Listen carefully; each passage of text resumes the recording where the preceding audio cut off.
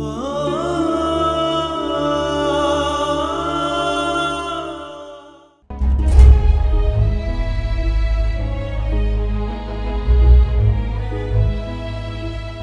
જાવ છો? ગામમાં જતો હતો. સમાચાર મળ્યા છે કે હમણાં બધાને બહુ ધમકાવતા ફરો છો ને કઈ? કોણે ધમકાવ્યા હે? તને ભારે બધા સમાચાર મળી જાય. મળ્યા હોય તો જ પૂછતી હોય ને. આ ઓલી દામિની અને દેવેન, હમ તમે કઈક રોકો છો એને કોકની વાડીએ જવાથી? મુખીની વાડીએ જવાથી રોકું છું તો શું થઈ ગયું? દુશ્મની તમારે અને મુખીને છે ને, એમાં એ લોકોને હું લેવા દેવા? એ તો મજૂર માણસ છે, મજા આવે ત્યાં કામ કરીને રોટલા ખાય. એમાં તમારે એને રોકવાની શું જરૂર? તો રોટલા તો આપું છું એટલે જ તો રોક્યા કે ત્યાં કામ કરવા ના જાઓ, મારી વાડીએ કામ કરો. રોટલા તોય આપીશ, રૂપિયા આપીશ. પણ ન્યાય ને વ્યવહાર હોય એનું શું? મુખી બાપા એનું સારું રાખે છે, એને હાચવે છે, તો પછી તમને શું વાંધો છે? એ મુખીએ મારા પર હાથ ઉપાડ્યો હતો. હા, એને સમજાવવા ગયો હતો પ્રેમથી, પણ એ સમજતો નથી. અને મુખીને હવે એ જ બતાવવું પડશે કે જ્યાં સુધી હું કઈ બોલતો નહોતો ત્યાં સુધી એને એમ હતું કે ગામમાં બધું મારી જ મનમાની હાલે છે. પણ હવે નહીં હાલે. હવે એનો કાળ એને પુકારી રહ્યો છે. તો એ તમે ખોટું કરો છો. દુશ્મની છે એમાં ના નહીં, પણ તમારી બેની વચ્ચે કોઈ નિર્દોષને હેરાન ન કરાય. અને આમે જ્યાં તમારે એકબીજા પાસેથી કાંઈ લઈ લેવાનું છે એનું એને મુબારક છે ને તમારું તમારી પાસે જ છે. પતલા ગરીબ માણાને હેરાન ન કરો. તને ભારે દયા આવે છે હે? એ બે કોડીના બધા હા મને શીખવાડશે અને એની વાત માને છે તો મારી વાત માનવામાં વાંધો શું છે? મેં કઈ ખોટું નથી કર્યું, હંધુય બરાબર જ કર્યું છે. એ લોકો ઈ જ લાગના છે.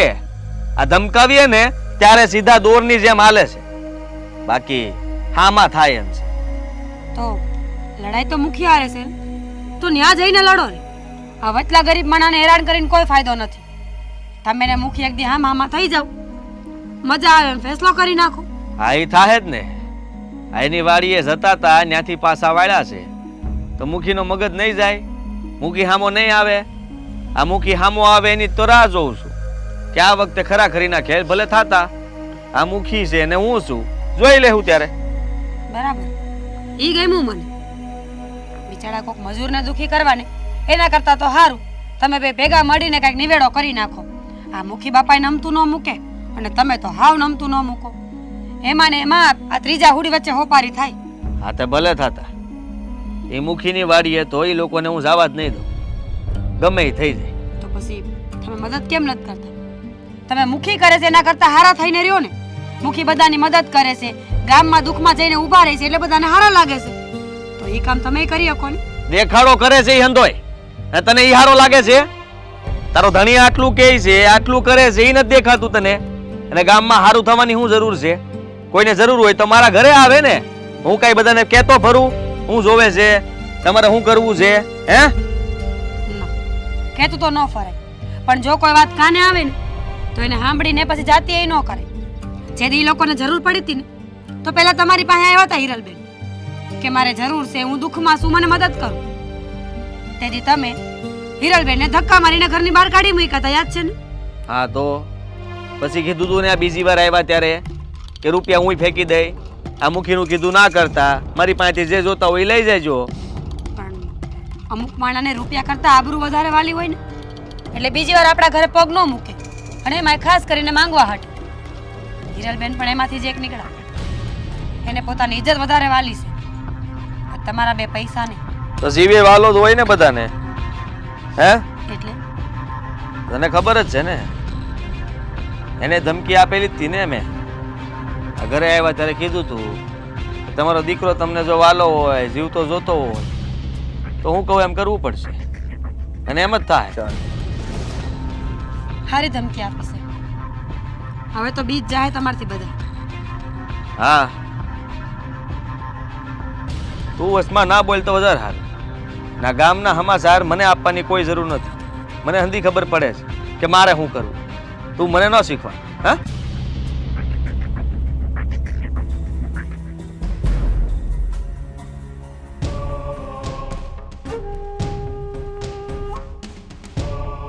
તમે જણાવશો વાંધો હું છે ઈ જણાવશો? નાનો વાંધો. અને આટલા બરાડા પાડી શું કામ આવ્યા? તમે અમારા ઘરે બરાડા પાડીને આવી શકો, અમે ન આવી શકીએ, અમે ન કહી શકીએ. હા, તમે મારા ઘરે આવીને મારા ધણીની પાઘડી ઉલાડી શકો, પણ અમે ના આવી શકીએ. તો એ હાથ ઉપાડે જ છે ને. હા, ઉપાડે ને. ઉંમરમાંય મોટા છે અને માનમાં પણ અને મોભામાં પણ તમારે તો બધી જ મર્યાદા મૂકી દીધી છે. મને એ સમજાવશો સરપંચ, તમને વાંધો ક્યાં પડે છે?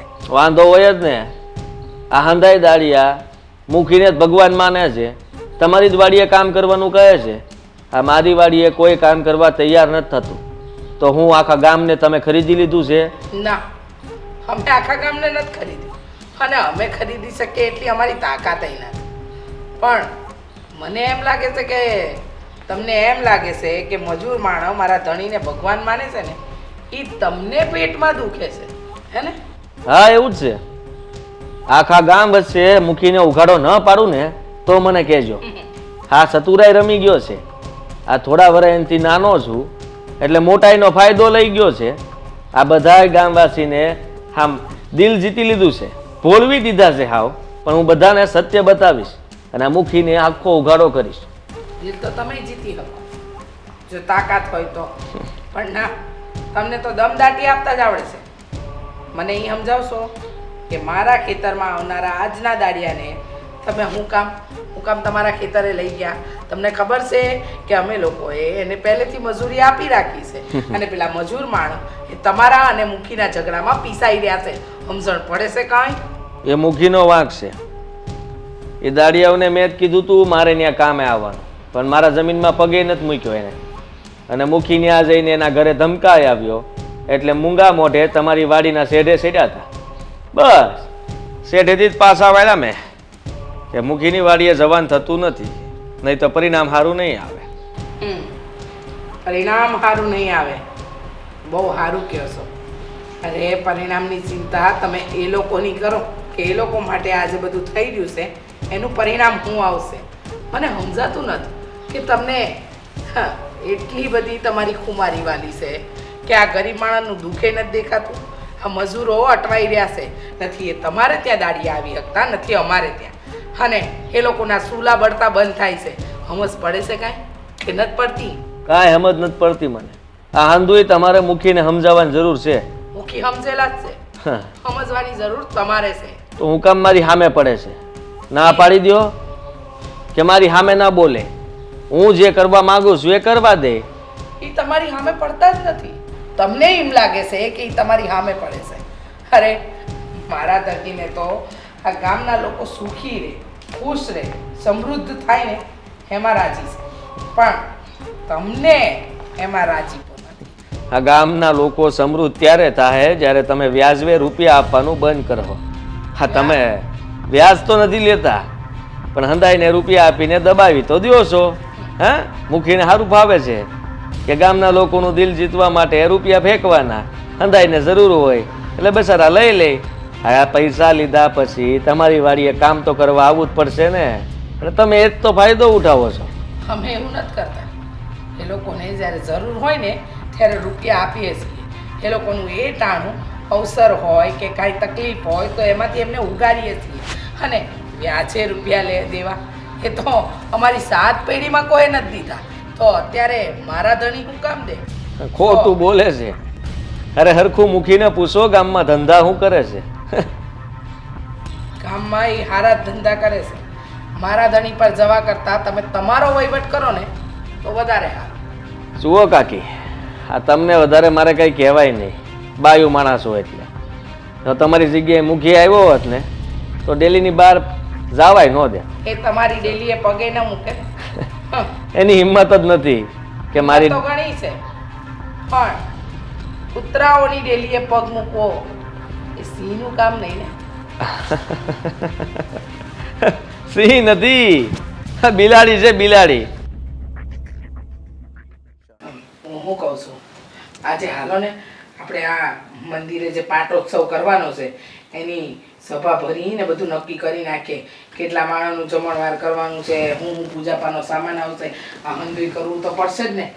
હા, મજૂર માણસના લીધે તો આપણું એકેય કામ નથી થતું. મજૂરિયા પેલા સરપંચને ત્યાં જાય છે અને એને લીધે આપણા ખેતરના કામ અટવાયા છે. અરે હારે આ મંદિરનું કામે અટવાયું છે.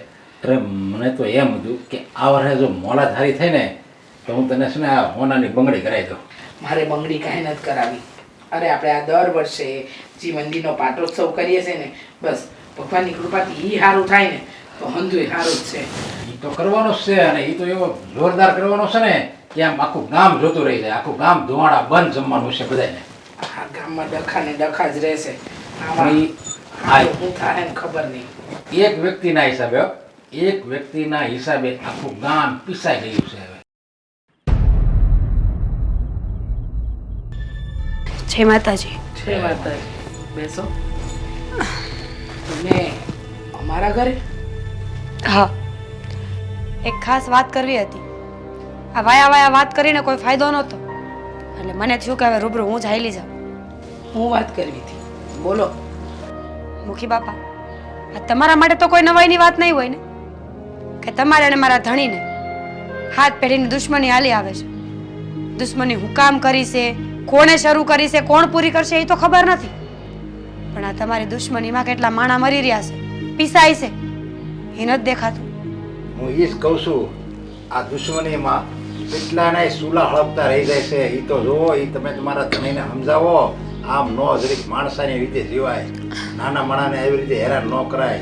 એ હું જ તમને કહું છું. હું એ જ કહું છું તમને કે તમે જે વાત લઈને આવ્યા એ વાત જરા સરપંચને સમજાવો તો વધારે સારું. કારણ કે મારો ધણી તો સમજીને જ બેઠો છે. હા, એમને હું સમજાવું એ એમની રીતે જેમ પાર પડે ને એમ કામ પાર પાડે છે.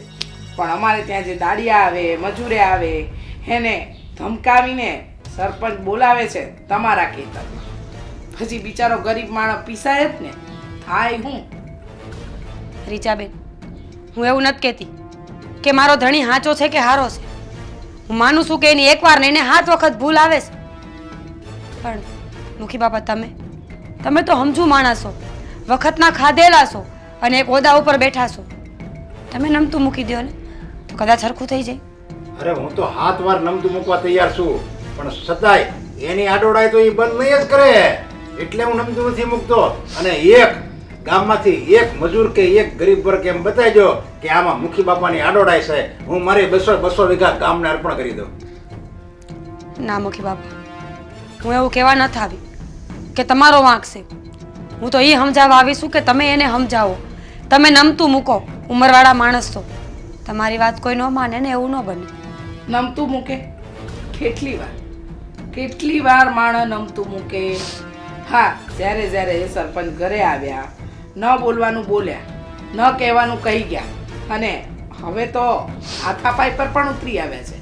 વાતમાં અમારા ઘરે આવી મુખીનું અપમાન કરવું, એમની હાથે ગેરવર્તન કરવું, એ તો જાણે એમના આમ ચપટી વગાડવા જેવી વાત લાગે છે. અને આ બધી વાત સાચી. તમે એકવાર તમારા ધણીને કેમ ન કીધું કે તમે ગામના સરપંચ છો, તમારે તો લોકોની રક્ષા કરવી જોઈએ. એની જગ્યાએ તમે લોકોનું લોહી પી રહ્યા છો. કેટલી વાર કેવું મારે? એક વાર નહીં, 17 વાર સમજાવીને બેઠી છું કે આયાના કરેલા આયા જ ભોગવવાના છે. કોઈના કાળજા બાળીને કોઈ દી આગળ આવ્યું નથી, અને આપણે રાહ નથી જોવાની કે આપણે આગળ આવશું એમ. પણ આ રૂપિયો છે ને, રૂપિયો આવે એટલે હારે ઘમંડને લઈ આવે, અને એ ઘમંડ એને હક લેવા દેતો નથી. અને એ જ ઘમંડ આ તમારા ધણીને છે ને બરબાદ કરી નાખશે. એને હારા નરહાનું કાંઈ ભાન જ નથી. હવે કોઈ મજૂરને આજ સુધી કોઈ મજૂરને મેં એમ નહીં કીધું હોય કે હાલો તમે મારી વાડીએ કામ કરવાઓ. બધા એની મરજીથી કામ કરવા આવે છે. તો એવું એને કંઈ એવું કંઈક કામ કરો ને કે આ મજૂર આપણને ગોતતો આવે કે હાલો તમારું શું કામ છે, હું તમારું કામ પહેલાં કરું. આ તો દર વખતે બસ એને મજૂરને ગોતવા જવાના હોય અને છતાંય કોઈ તૈયાર તો થતું જ નથી. એ એને સમજવાનું હોય. સાચી વાત છે તમારી. છતાંય તે એક દીકરી સમજો તો એક દીકરી તરીકે કહું છું કે બને તો થોડુંક નમતું મૂકી દઉં. અમે તો નમતું મૂકી દે, પણ જો અમને વડીલ સમજતા હોય ને તો થોડું તમારા ધણીને સમજાવજો. હા, એ આવીને ખાલી મારી ઘરે આવીને 2 હાથ જોડીને એમ કહે ને કે મારી ભૂલ છે, તો હું છે ને એ એક ખાલી ભેટ નમે ને તો હાથ નમવા તૈયાર છું. બસ હવે સમજાઈ દીધા ને. હવે એમના ધણીને કેમ સમજાવું એ એમના હાથની વાત છે. જય શ્રી કૃષ્ણ. જય શ્રી જય શ્રી કૃષ્ણ. કૃષ્ણ. જય માતાજી. જય માતાજી. તો હું કરીશ તું? આ તો વર્ષોની સદીઓની લડાઈ હાલતી આવે છે. નાનો માણા ગમે એટલો હાંચો હોય તો કોઈ દી પૂગ્યો નથી, કાં તો રૂપિયાથી કાં તો હિંમતથી. કંઈક ને કંઈક કરીને એને પાછો પાડવામાં આવે છે. અને તમારે એને પણ આ જ થવાનું છે. હા. કેમ છો મિત્ર? હું છું આદિત્ય ગોંડલિયા. અને હું મીરા આહિર. અમારા આવા અવનવા વિડીયો જોવા માટે આજે જ અમારી ચેનલ એટલે કે ડીકે ડિજિટલ એને લાઈક કરો, શેર કરો. સબસ્ક્રાઇબ કરો અને બેલ આઇકોન દબાવવાનું બિલકુલ નહીં ભૂલતા. Thank you.